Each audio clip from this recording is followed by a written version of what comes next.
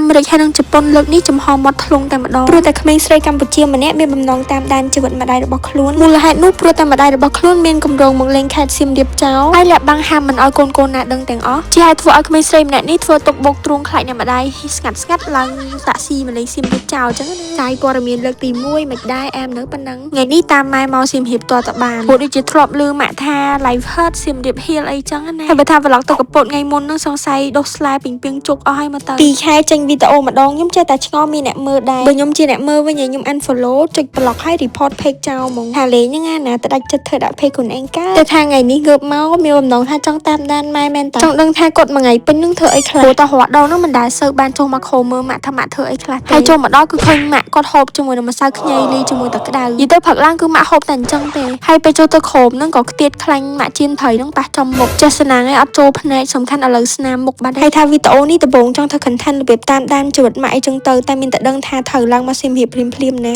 មែនតែនទៅអត់ដូចព័ត៌មានដែលផ្សាយទេព័ត៌មានផ្សាយនឹងគ្រាន់តែជា style តាក់ទាញ view អីចឹងតែថាមាន view អត់ view មិនដឹងទេព្រោះព័ត៌មានរៀងភ្លាវចឹងអញ្ចឹងឥឡូវនេះជិះឡានតាមផ្លូវក៏បានចូលកន្លែងក្រាសាំងចូលបាត់ដៃបាត់ជើងហើយចូលម៉ាត់ទាំងអីចឹងមួយទៀតចង់ដឹងថាបងប្អូនណាខ្លះដូចខ្ញុំមកសៀមរាបឆនដងក៏ដោយក៏នៅតែមានអារម្មណ៍ថាថ្មីហើយប្លែករហូតខ្ញុំប្រហែលសាច់មកសៀមរាបគឺឆនដងខ្លាំងតាំងពីទូករហូតដល់ធំគឺសឹងរាល់ឆ្នាំហើយខ្ញុំមកលេងសៀមរាបនេះចំខែរៀងភ្លៀងអញ្ចឹងមេឃវារៀងសតុំដែរអត់សូវក្តៅខ្លាំងទេទៅស្រួលដើមតែលើមកបកណែមញ៉ាំទៅណែមនេះគឺបកចិត្ត1លាន82ម៉ោងបកអត់ចេញសោះចង់និយាយថាបើកណែមចេញពីប្រអប់ដំបងជិះដល់60នាក់លោកតាក៏ហំកហើយក៏បន្តការបកណែមបកបដាតឹងធុងបដាខ្ញុំតែបានបកចេញឥឡូវជិះមកដល់សៀមរាបបាត់បងប្អូនឃើញអត់តាមផ្លូវគឺតិចតែជុំហ្មងភ្លៀងរហូតការទៅកពតក៏ភ្លៀងដែរដល់ពេលភ្លៀងរហូតចឹងទៅមានចម្ងល់ដែរហ្នឹងថាសួយឬក៏ហេងឬក៏សួយយើងគិតតែហេងចុះយើងគិតអី positive ចឹងទៅណាព្រោះតែពេលភ្លៀងចឹងទៅតិចតែជុំដែរវាមិនសូវក្តៅ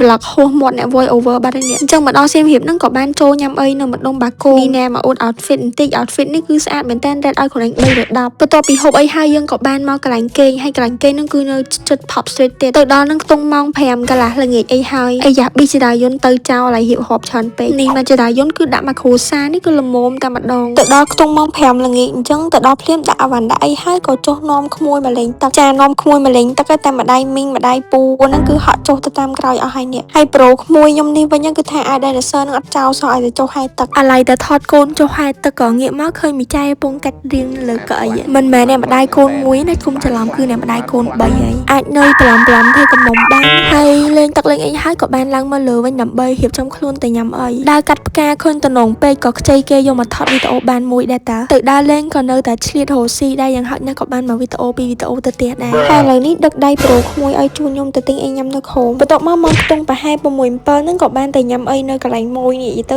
ឲ្យទៅសៀមរាបអត់ដែរភ្លេចកន្លែងហ្នឹងទេហើយសំខាន់តម្លៃធូរថ្លៃទៀតតែ5រៀល10រៀលអីហ្នឹងក៏ញ៉ាំបានជុំគ្នាដែរបន្ទាប់ពីចេញពីកន្លែងញ៉ាំអីហ្នឹងក៏មកមើលកន្លែងគេលក់អីកន្លែងផ្សារនៅម្ដុំ Pop Street ហ្នឹងហើយបើប្រូក្មួយខ្ញុំដែរវិញគឺថាដើរទៅគឺវាក់នឹងស្រីស្អាតដល់មានណាគេដើរចុះឡើងនៅកន្លែងអានេះគេហៅថាមានដងពីទួយអីចឹងដងញ៉ែស្រីបន្ទាប់មកទុកឲ្យប្រូក្មួយនៅញ៉ែស្រីសិនហើយខ្ញុំក៏បានមកដើរមើលអវ៉ាន់នេះអវ៉ាន់នោះនៅក្នុងផ្សារនេះទៅដើរមើលអវ៉ាន់ស្ទុះធំងាកមកប្រូក្មួយខ្ញុំនេះវិញគឺនៅតែបន្តញ៉ែស្រីធម្មតា style ញ៉ែស្រីអត់មានអីទេមានដើរទៅមុខថយក្រោយទៅមុខថយក្រោយហ្នឹងឯងថ្ងៃមុនសោះឥឡូវចេះដើរញ៉ែស្រីឯណាបន្ទាប់មកក៏បានចូលហាងមកកន្លែងនិយាយទៅហាងនេះគឺលក់អវ៉ាន់ស្អាតមែនតើដែលគាត់ដេរខ្លួនឯងនិយាយទៅតម្លៃវារៀងសមល្មមវាគួរសមដែរដោយសារតែយើងដេរខ្លួនឯងអញ្ចឹងតម្លៃក៏វាទៅតាមនឹងដែរហើយរົບនៅនឹងបើសិនជាយើងចង់កាត់ជើងកាត់អីហ្នឹងគឺជាងសេរីនៅនឹងស្រាប់ហ្មងតែព្រឹកក៏បានចូលមកដល់និយាយទៅងើបមកគឺស្លាស់ហ្មងហើយមេឃឡើងតិចហើយបន្ទាប់មកក៏បានរៀបចំខ្លួនមកញ៉ាំបាយផឹកហើយនៅកន្លែងគេលក់បាយលក់កាទៀវអីហ្នឹងក៏មានលក់នំពុម្ព snow strawberry snow សូកូឡាអីតំណមែនតែដោយសារគាត់លក់ដាច់ពេកគេកំងច្រើន50 60នំអញ្ចឹងណាដល់ពេលអញ្ចឹងទៅដល់អត់បានញ៉ាំតែពេលហ្នឹងម៉ាក់គាត់សុំគេចែកបានម្ដុំ2ដុំចឹងទៅក៏ញ៉ាំទាំងអស់គ្នាមកហើយបន្ទាប់ពីញ៉ាំកាទៀវញ៉ាំអីបាយផឹកអីហើយយើងក៏បានមកប្រាសាទហើយមកប្រាសាទអង្គរវត្តខែនេះហើយគឺត្រជាក់ស្រួលខ្លាំងហ្មងខ្ញុំមកពេលផឹកដែរទេទៅខ្យល់អាកាសគឺបរិសុទ្ធខ្លាំងមែនតើ fresh ព្រោះដងតើតាមានឆាត់មានកម្មាមានទាំងហោអីកាន់ជាប់ខ្លួនណាតែថ្ងៃនេះគឺដើរខ្លួនទៅទេឡតហ្មងតាមពិតគោលបំណងមកសៀមរាបនេះដើម្បីឲ្យធុកថ្ងៃសិលយើងធ្វើមកឲ្យធុកកន្លែងព្រះអង្គជ័យព្រះអង្គចំហើយនឹងកន្លែងព្រះអង្គរាជព្រះអង្គពេជ្រនៅក្នុងប្រាសាទហ្នឹងទៅដល់ហ្នឹងមនុស្សរៀងច្រើនគួរសមដែរដោយសារថ្ងៃហ្នឹងថ្ងៃសិលចឹងទៅគេសមុកទៅឲ្យធុកឲ្យអីច្រើនដែរហើយបន្ទាប់ តមកក៏ទៅអត់ធុកនៅកន្លែងព្រះអង្គពេជ្រម្ដងហើយនៅតាមទេសភាពនៅតាមផ្លូវទៅព្រះអង្គពេជ្រគឺស្អាតមែនតើភូមិប្រាសាទយើងមើលបានដងក៏អត់ចេះចិនណាយដែរនិយាយទៅអារម្មណ៍មានអារម្មណ៍ថាស្រស់ស្រាយមួយយ៉ាងដោយសារតែវាត្រជាក់ស្រួលអត់ដូចមកកែក្តៅវារៀងបែកញើសបន្តិចដំបូងតែរៀងប្រញាប់ទៅផ្ទះដែរដោយសារតែចង់ជិះសាឡាងដោយសារជិះសាឡាងទៅវាលឿនជិះតាមកំពង់លែងណាមួយថាហូចូលទៅលេងផ្ទះនៅខាងកំពង់ឆ្នាំងដោយសារសាឡាងនៅខាងកំពង់លែងហ្នឹងគឺចេញល្ងាចខ្ទង់ម៉ោង 6 7 អីហ្នឹងហើយទៅអត់ទាន់ទេបើសិនអត់ប្រញាប់ហើយគិតចុះគិតឡើងទៅខ្ជិលដើរលេងបែបប្រញាប់វាមិនសូវសុបាយចឹងណាចឹងទៅយើងក៏ដើរលេងបែបមួយហើយជិះវៀងទៅពេញ direct ហ្មងហើយនេះខ្ញុំដាក់កាមេរ៉ាថាហូថតប្លង់នេះវាឃើញស្អាតចឹងណាដើរចុះដើរឡើងទៅក៏ថយតោងពេញខោសុកបងប្អូនហៅអាហ្នឹងអីគេខ្ញុំហៅទៅក៏ថយនិ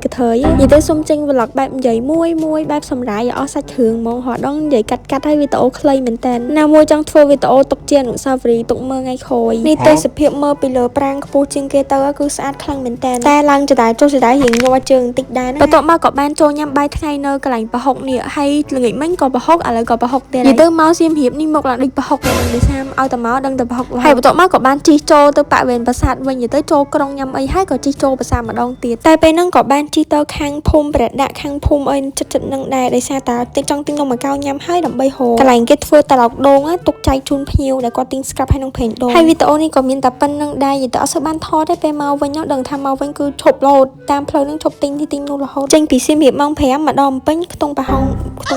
ហែលម៉ោង 10 11 អីហ្នឹងមិនបានដល់ភ្នំពេញ